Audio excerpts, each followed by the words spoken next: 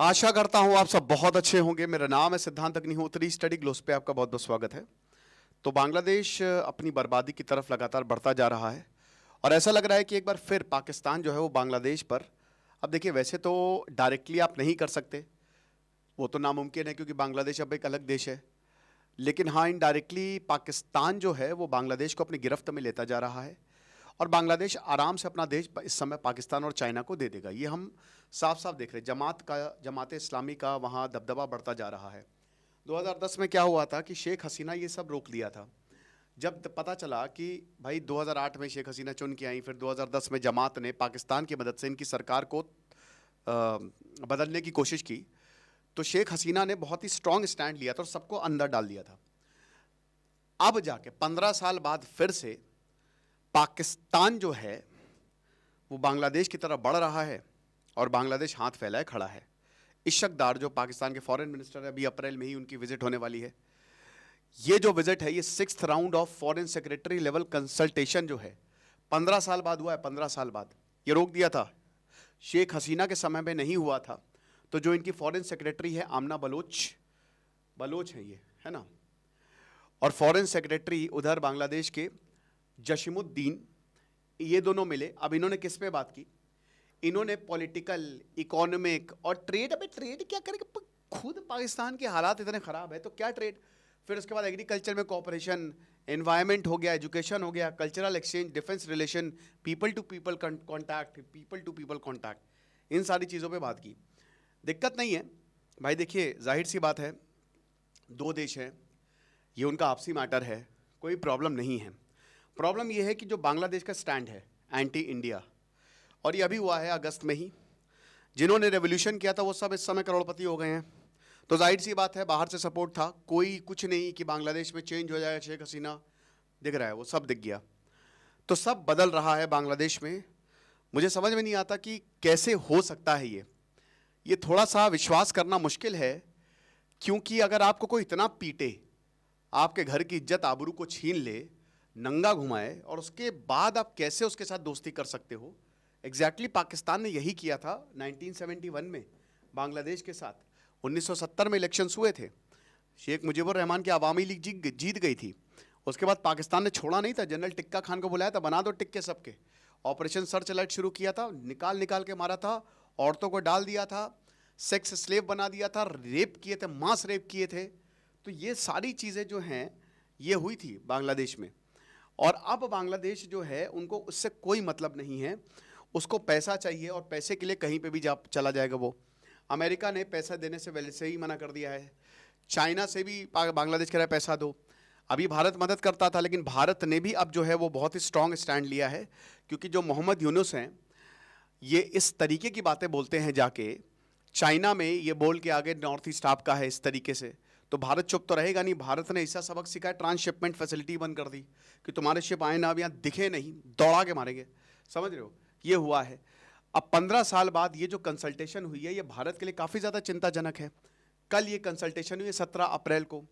अब इसमें बहुत खुश हैं भैया, पाकिस्तान के लोग भी खुश हैं, ये सब के सब खुश हैं, लेकिन बात वही है ना कि कब तक खुश रहेंगे। चाइना से क्या मदद मिलने वाली है, क्या पाकिस्तान से मदद मिलने वाली है? पाकिस्तान खुद अपनी पहले मदद कर ले तब तो वो दूसरों की मदद करे। वो खुद पैसा आईएमएफ के लिए, पूरा आईएमएफ के भरोसे है। आईएमएफ के अमेरिका के डर से पाकिस्तान चाइना को अलाउ नहीं कर रहा है कि आप अपनी आर्मी यहाँ पे ले आइए। तो ये है, देखिए क्या होता है ना कि सबसे बड़ी चीज़ होती है कॉन्फिडेंस। बांग्लादेश को लगता है कि वो डिल्यूजन में है ना, और डिल्यूजन तोड़ना बहुत ज़्यादा ज़रूरी है। तो भाई वही बता रहे ना कि जैसे चाणक्य नीति में कहा गया है, आचार्य चाणक्य कहते हैं कि जब तुम अच्छाई करोगे ना तो तुम्हारे पास अच्छाई आएगी, और अच्छाई से, अच्छी क्वालिटीज से, ये डिप्लोमेसी में बहुत इंपॉर्टेंट रहता है कि अच्छी चीज़ों से ना आपकी क्रेडिबिलिटी बढ़ती है। साथ ही साथ पड़ोसियों से रिश्ते बहुत अच्छे होने चाहिए। लेकिन बांग्लादेश क्या कर रहा है, समझ लीजिए कि हमारा ही था, अलग हो गया। बॉर्डर सबसे ज़्यादा भारत बांग्लादेश के साथ शेयर करता है और अब वो भारत का साथ छोड़ रहा है। तो इसी चाणक्य नीति को मैंने बहुत अच्छे से बताया है अपने कोर्स में, पर्सनालिटी डेवलपमेंट जो चाणक्य नीति का कॉम्बो, जो 500 रुपये का है, आप ले सकते हैं। कल ऑफर का आखिरी दिन है, 2 दिन हमने ये सेल चलाई थी। डिस्क्रिप्शन कमेंट बॉक्स में लिंक दिया है। तो भारत ने लगातार बोला है कि हम ऐसे नहीं काम करेंगे। देखिए भारत, ये शुरुआत हुई थी अगस्त से शुरुआत हुई थी। हुआ क्या कि रेवोल्यूशन आता है यहाँ पे, स्टूडेंट जो है वो बांग्लादेश में रेवोल्यूशन करते, क्यों करते हैं?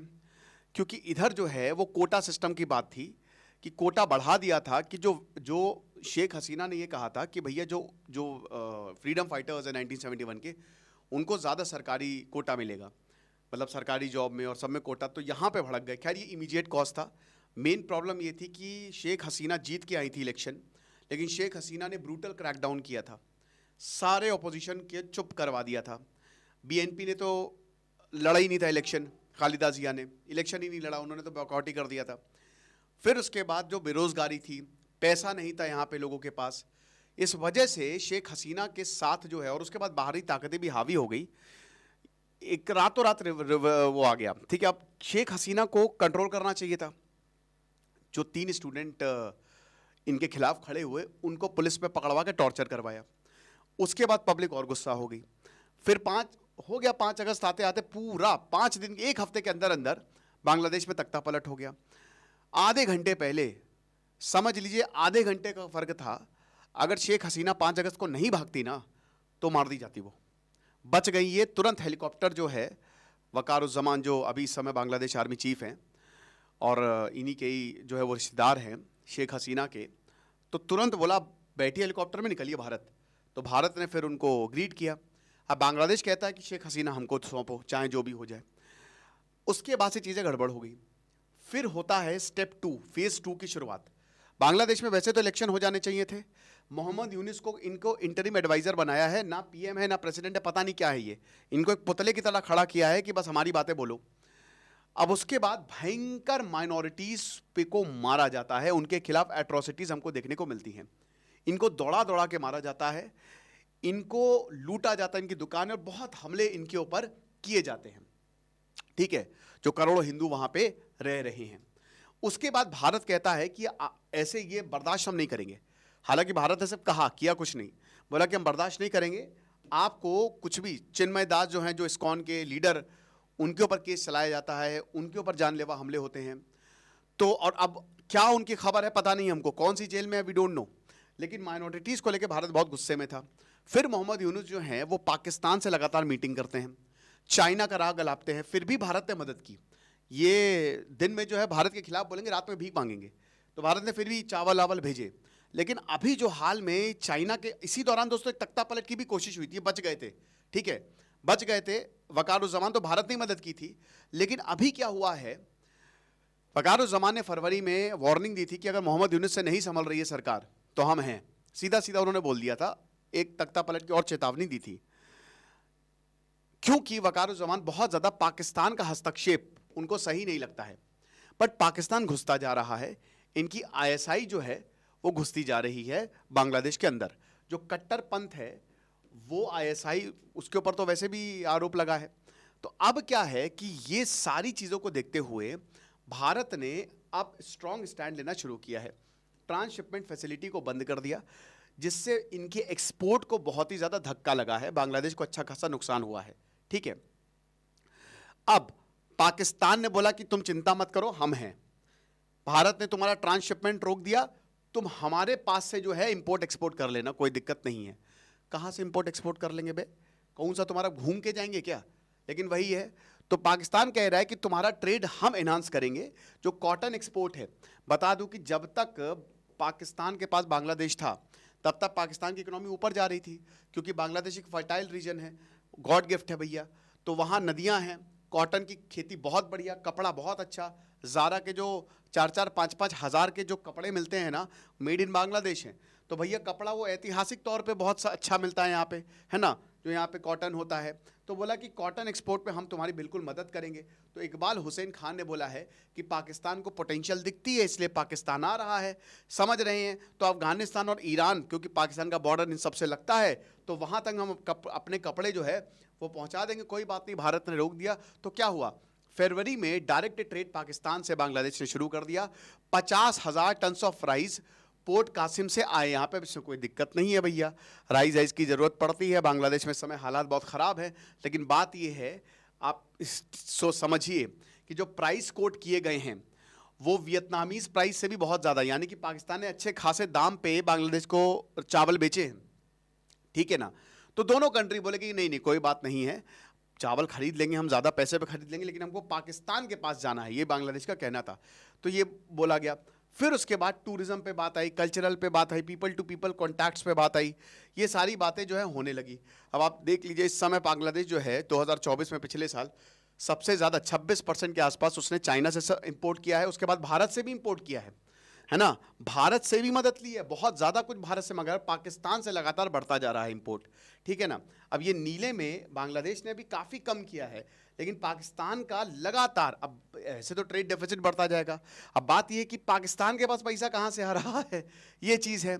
अब ऐसा क्यों हो रहा है, वही बात है कि क्यों पाकिस्तान के पास बांग्लादेश जा रहा है, भारत अब कन्नी काटता जा रहा है। और बांग्लादेश को पता है कि अगर भारत ने हमसे कन्नी काट ली तो हमारे लिए सर्वाइवल की बात आ जाएगी, हमारे लिए बहुत मुश्किल हो जाएगा, ठीक है ना। चाइना, देखिए चाइना अपने मतलब के लिए चीज़ें करेगा। चाइना डेफिनेटली चाहेगा कि चिटगोंग या अगल बगल एरिया में हम बैठ जाए, ताकि जो सिलीगुड़ी कॉरिडोर है वो हमारे नज़र में आ जाए। लेकिन क्या बांग्लादेश ऐसा करेगा? इससे बांग्लादेश को खतरा आ जाएगा। एक बार चाइना घुसा बांग्लादेश में तो मुश्किल हो सकती है, ठीक है ना। वो कुछ ना कुछ पार्ट जो है वो ले जाएगा। पाकिस्तान के खुद हालात बहुत ख़राब हैं, आतंकवाद से वो ग्रसित है। भारत जो है वो काफ़ी ज़्यादा मदद करता है, लेकिन इस समय भारत जो है वो मदद करने में बिल्कुल भी मूड में नहीं है, और मुझे लगता है बिल्कुल सही है। टिट फॉर टैट सारी मदद बांग्लादेश की रोक देनी चाहिए जब तक उनको समझ में नहीं आता है, उनको समझना पड़ेगा। अभी देखिए मुर्शिदाबाद में भी जो वायलेंस हुआ है ना, उसमें भी बांग्लादेशी लिंक्स हैं, वहाँ से कट्टरता सीधा यहाँ पे आ रही है। भाई बंगाल के ऐसे बहुत सारे एरिया हैं जहाँ पे 27 या 20% मुस्लिम पॉपुलेशन थी, एकदम से उछाल आया है। बहुत सारे बांग्लादेशी जो है वो यहाँ पे आते हैं, फिर अपना पैसा वैसा दे के पूरा आधिकारिक तौर पे यहाँ पे यहीं के ही हो जाते हैं। तो मेरे ख्याल में इसको भी देखना चाहिए, ठीक है, भारत को। तो प्रो इंडिया से सीधा प्रो पाकिस्तान हो गए हैं, पूरी तरीके से 1971 भूल गए हैं। अब एयरपोर्ट, जो एयरलाइंस है पाकिस्तान की, जो प्राइवेट एयरलाइंस है, फ्लाई जिन्ना, क्लियरेंस मिल गई कि ढाका में आप आ जाते हैं, और इससे ये 10 साल से नहीं था। और इन्होंने भी एयर सियाल के लिए अपना जो है वो क्लियरेंस मांगा है। आप समझ रहे हो, पहली बार पाकिस्तान का कार्गो शिप जो है पहली बार ये चिटगोंग में आया है, आप समझ रहे हो। तो ये 1971 में इससे पहले हुआ करता था, लेकिन अब सीधा सीधा ये लिंक जो है यहां पे बना दिया गया है, और फॉरेन मिनिस्टर इशक दार भी यहां पे आने वाले हैं।